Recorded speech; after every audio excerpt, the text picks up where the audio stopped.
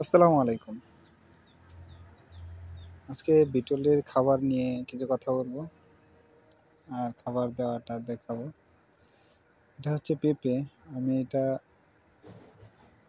প্রায় 15 তারিখে মাদাগুলো চেঞ্জ করে আর একটা পাত্রে নিয়ে রাখছি, মানে নিচে থাকে নিয়ে রাখছি আর কি। এবং লার্ভাটা মোটামুটি একটু বড়ই হয়েছে, বড় হয়েছে দেখা যাইতেছে, অল্প একটু হয়েছে, নাড়াচাড়া করতেছে। আর পুরান খাবারটা সরাই দিতেছি, যাতে পুরান যে লার্ভাগুলো আছে ওগুলাকে দিয়ে দিব, আর নতুনটা এদেরকে দিব। কারণ পুরানটা একটু শুকায় গেছে, তো আর এরা নতুন লার্ভা, তাই মানে খাইতে অসুবিধা। আর পুরানগুলাকে দিলে একদম চাবায় চিবায় খেয়ে ফেলে শেষ করে দেয়। আপনারা যারা লার্ভা সংগ্রহ করতে চান করতে পারেন, নিউ মাদার চাইলে নিতে পারেন। বিটল পোকা এটা ক্ষতিকর কোনো দিক নেই। বিটল পোকা আপনি আপনার যে কোনো জায়গায়, অল্প জায়গার মধ্যে বাসা, আপনার নিজে থাকার রুমে চাইলে করতে পারেন। বিদেশিরা যারা আপনার ছোটোখাটো ফার্মিং করেন, তারা নিজেদের বাসাতেই ওনারা গ্লাসের থাকে করে তারপরে নিজের রুমেই রাখে এবং খাবার দেয়। এই শৌখিন না, নিজেদের যে মুরগিগুলো আছে যারা ফার্মিং করে আর কি, ওনাদের প্রোটিনের চাহিদা পূরণ করার জন্য বিটল চাষ করে থাকে বাইরের দেশে। এটা ঘরোয়া পদ্ধতিতে চাষ করা হয়। তবে যারা ফার্মিং করে সেটা তো ভিন্ন কথা, মানে বিটল ফার্মিং যেটা বড় আকারে করা হয় আর কি। এটা মূলত আমার নিজের থাকার ঘরে এটা করা। আরএফএল এর র্যাগের মাধ্যমে আমি এটা করে রাখছি, সেখান থেকে টুকটাকে কিছু বিক্রি করা যায় আর কি। আর মোটামুটি আমার একটা ফার্মিং করার ইচ্ছা আছে।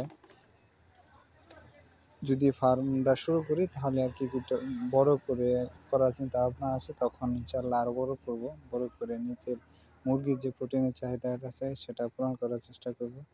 আর আপনারা যারা ফেন্সি জগতে আছেন তারা ছোট করে করতে পারেন, কারণ আমার মতো অল্প জায়গায় চাইলে ফেন্সি মুরগির জন্য করা যায়। কিন্তু দেশি মুরগি বা অন্যান্য যে ডিমের মুরগিগুলো আছে ফার্মে, এদের জন্য একটু বড় করেই করতে হবে, কারণ এদের তো খাবার পরিমাণ কীরকম লাগে আপনারা তো জানেন। তাই তবে এখানে আরেকটা, এদের খাওয়ানোর একটা প্রসেস আছে। আপনি দেশি মুরগি খাওয়ান না, যে কোনো মুরগি খাওয়ান, 10 গ্রামের উপরে দেওয়া যাবে না, কারণ প্রোটিন বেশি হয়ে গেলে আপনার মুরগির চর্বি হয়ে যাওয়ার সম্ভাবনা থাকে, যেটাকে ব্রয়লার বা পোলট্রি মুরগিগুলোই থাকে, এরকম হয়ে যাওয়ার সম্ভাবনা থাকে।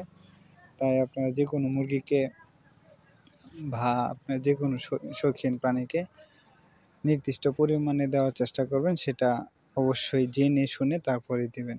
বিটল যতটুকু উপকারী ততটুকুই ক্ষতির কারণ হতে পারে, কারণ আপনি পাঙ্গাস বা পোলট্রি চাষ করতেছেন না যেটাকে খাওয়াইবেন আর ওজনে বাড়বে। শুধু ওজনে আনলেই হবে না, আপনার তা থেকে উৎপাদনে নিয়ে আসতে হবে। মানে আপনার মুরগির কথা বলছি, আপনার মুরগিকে যদি উৎপাদনে নিয়ে আসতে না পারেন তাহলে তো শুধু পোলট্রি মুরগি বানাইলেই হবে না। সেজন্য বললাম, যদি বেশি খাওয়ান তাহলে এদের মধ্যে চর্বি হয়ে যাবে আর কি, এই জন্য। তো সারা বাংলাদেশে আপনারা চাইলে নিয়ে সংগ্রহ করতে পারেন, অল্প করে দেখতে পারেন, পরে যদি ভবিষ্যতের উপকার বা আপনি উপকারিতা পান, স্যাটিসফাইড হন, তাহলে আর একটু বড় করে করলেন। এর জন্য যে আহামরি তেমন খাবার লাগে এরকম না। এখানে আমি একটা পেঁপে কুচি কুচি করে কেটে তারপরে প্রায় অনেকগুলোকে দিতেছি এখানে, তাও দেখতেই পারতেছেন আপনারা। আর গাছে ধুন্দুল ছিল কিছু, ধুন্দুল বলতে একটা ধুন্দুল ছিল, আর ছোট ছোট 2টা ধুন্দুল ছিল। ওই যে ছোট যে পিসগুলো দেখতেছেন, এটা ছোট ধুন্দুল, ওটাই মাঝে মাঝে দিয়ে দিতেছি আর কি।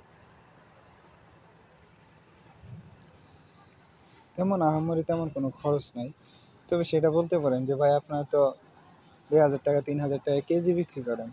আসলে বেশি বিক্রি করি কয় কেজি, আর মাসে এরকম বিক্রি হয় না। যে এখন আমি যদি এটার উপরে নির্ভর হতাম, তাহলে যদি আমি মাসে 1 কেজি বিক্রি করতাম তাহলে কি আমার হতো? আর সেটা যদি আমি 500 বা 1,000 টাকা বিক্রি করতাম তাহলে কিন্তু হতো না এটা। এর জন্য হয়তোবা সবাই এরকমভাবে চিন্তা করে এটার দামটা এরকম রাখছে বা এরকম আছে। তবে ইনশাল্লাহ কমে যাবে, আপনারা তখন আরও কিনে খাওয়াতে পারবেন। তবে যারা বিটল চাষ করতে চান তারা আমার সাথে যোগাযোগ করে নিতে পারেন। ক্যাশ অন ডেলিভারিতে পুরো বাংলাদেশে দেওয়া হয়।